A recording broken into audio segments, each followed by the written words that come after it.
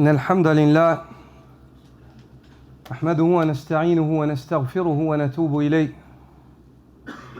ونعوذ بالله من شرور أنفسنا وسيئات أعمالنا من يهده الله فلا مضل له ومن يضلل فلا هادي له وأشهد أن لا إله إلا الله وحده لا شريك له وأشهد أن محمدًا عبده ورسوله صلى الله عليه وآله وصحبه وسلم تسليما كثيرا أما بعد.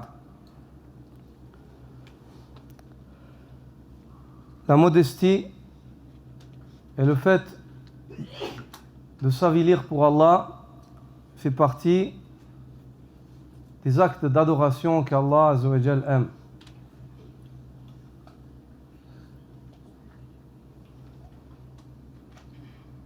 Le prophète sallallahu alayhi wa sallam était la plus modeste des créatures.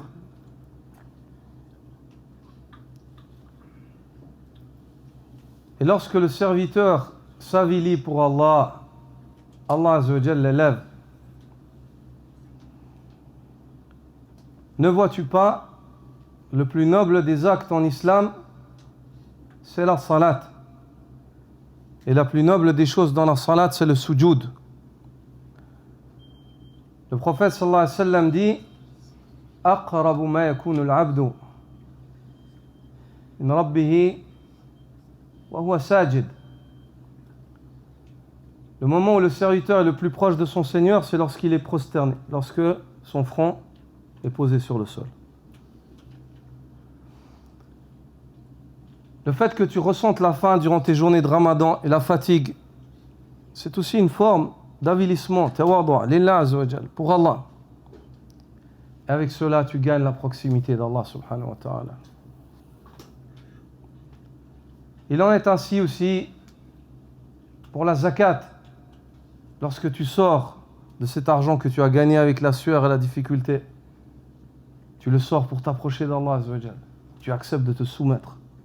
Il en est ainsi aussi pour le hajj. Allah subhanahu wa ta'ala, ashiyata arafa, comme cela est venu dans les athars, yanzilu rabbuk tabaraka wa ta'ala ashiyata arafa. Le Seigneur, à lui, le Seigneur débordant de bénédictions, à lui l'élévation absolue, descend durant l'après-midi d'Arafat. Et il dit aux malaïka, Ma arada ha'ula, que veulent donc ceux-là?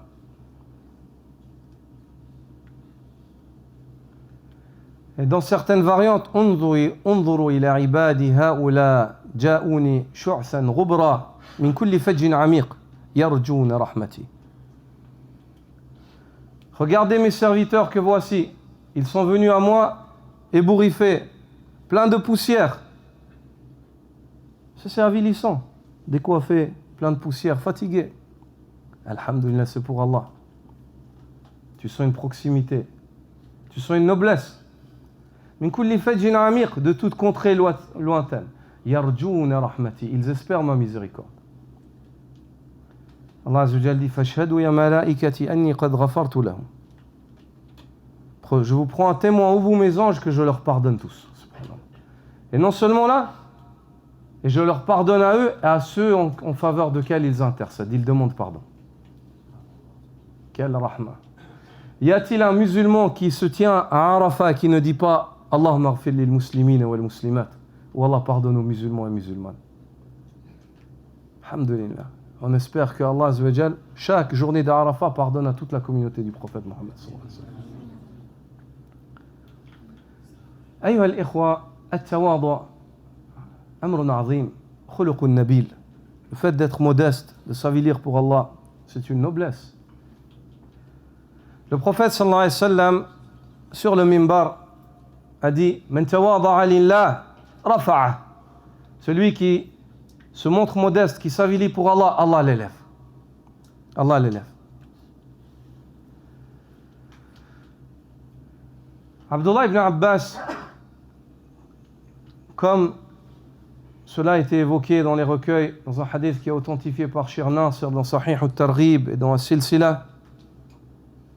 Abdullah ibn Abbas dit, le prophète sallallahu alayhi wa sallam a dit,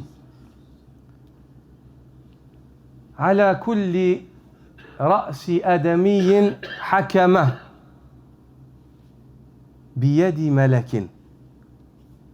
Sur la tête de chaque fils d'Adam, il y a le hakam, c'est ce avec quoi on dirige le cheval. Si on peut dire en français, comment on appelle ça? Les rênes, une reine. À la tête de chaque fils d'Adam, il y a une reine et elle est dans la main d'un ange. Elle est dans la main d'un ange. فإذا تواضع العبد قيل للملك ارفعها. Lorsque le serviteur se montre modeste, on dit à l'ange, lève-la. Lève le serviteur avec ça. Subhanallah. Et lorsque, par conséquent, le serviteur, وإذا تكبر قيل للملك ضعها. Et lorsque le serviteur se montre orgueilleux, c'est le contraire de la modestie, alors on dit à l'ange, lâche-la, fais-le tomber. Chaque fois que tu te montres modeste, Allah va t'élever. Allah va t'élever. C'est une question de temps. Et la plus grande des élévations, c'est Yawm al-Qiyamah. La plus grande des élévations, c'est Yawm al-Qiyamah. Hum darajatun 'inda Allah. Les gens sont en degré auprès d'Allah. Chaque fois que tu vas te montrer orgueilleux, Allah va t'avilir. C'est une question de temps. Et le plus grand des avilissements, c'est Yawm al-Qiyamah. Crains Allah subhanahu wa ta'ala. Tawada' lillah. Montre-toi modeste pour Allah. Avilis-toi pour Allah. Avec la main droite, Inch'Allah. Montre-toi modeste pour Allah, Allah t'élèvera. Wallah, sois convaincu. Comme était ton prophète, sallallahu alayhi wa sallam. Et dans une variante de ce hadith, il y a une narration qui est intéressante. La langue arabe, elle est très riche. Des fois, c'est le même mot, avec les mêmes lettres, c'est juste les voyelles qui changent et le sens prend un autre sens. Pas forcément qui le contredit, mais qui l'enrichit. Où il a dit ala ra'si kulli adamiyyin hakamatun biyadi malak. À la tête de chaque fils d'Adam, il y a une reine dans la main d'un ange. Fa idha tawada'a al-'abd qila lil malak irfa hikmata. Laysa hakamata. Hikmata. Quand le serviteur se montre modeste, on dit à l'ange, on dit pas, dans cette variante, il n'est pas dit lève la reine. On dit lève sa hikmah, sa sagesse. Quand l'homme il se montre modeste, il est sage. Allah lui donne de la sagesse. وَإِذَا تَكَبَّرَ قِيلَ لِلْمَلَكِ ضَعْ حِكْمَتَهُ. Et s'il se montre orgueilleux, on dira à ce moment-là à l'ange, jette sa sagesse au pied, c'est-à-dire qu'il n'ait pas de sagesse, qu'il ne soit pas un homme sage. On comprend de ces deux variantes de ce hadith que, avec la modestie, l'homme atteint deux choses. La première, Allah l'élève. Et comment est-ce qu'Allah t'élève? Allah t'élève avec la sagesse, avec la hikmah. Et si l'homme n'est pas modeste, il est orgueilleux, Allah Azzawajal l'avilit. Et comment est-ce qu'Allah avilit quelqu'un? Lorsque l'homme n'est pas sage. Il n'a pas de sagesse. Et l'homme qui n'est... La sagesse, c'est quoi? La sagesse, c'est ما ينبغي على الوجه الذي ينبغي مع من ينبغي في الوقت الذي ينبغي سواء كان قولا أو فعلا أو عمل قلبي. La sagesse, c'est quoi? C'est ce qu'il faut, comme il faut, avec qui il faut et dans le temps qu'il faut. La sagesse, c'est que ta parole, c'est la parole qu'il fallait dire ou ton acte, c'est l'acte qu'il fallait faire, ou ta réaction, c'est la réaction qui est adéquate, de la manière qu'il faut, avec la personne qui mérite cela, et dans le temps qu'il fallait faire cela. Ça, c'est la hikmah. Ça, c'est la sagesse. Ali ibn Abi Talib a dit, la hikmah, la sagesse, il a dit, c'est pas de choisir entre le bien et le mal. Il a dit, la sagesse, c'est lorsqu'on te présente deux mauvaises choses, de savoir choisir celle, et tu n'as pas le choix, de savoir choisir celle où il y a moins de mal. Ou lorsqu'on te propose deux bonnes choses, et tu dois en choisir une, de savoir choisir celle qui est meilleure. Et le mot hikmah, dans la langue arabe, il a été pris de ça, de l'hakam. L'hakam, c'est la reine. C'est ce qu'on met dans la bouche de la monture du cheval. C'est le fer qu'on met dans la bouche du cheval. Ça s'appelle le hakam, avec lequel on le guide.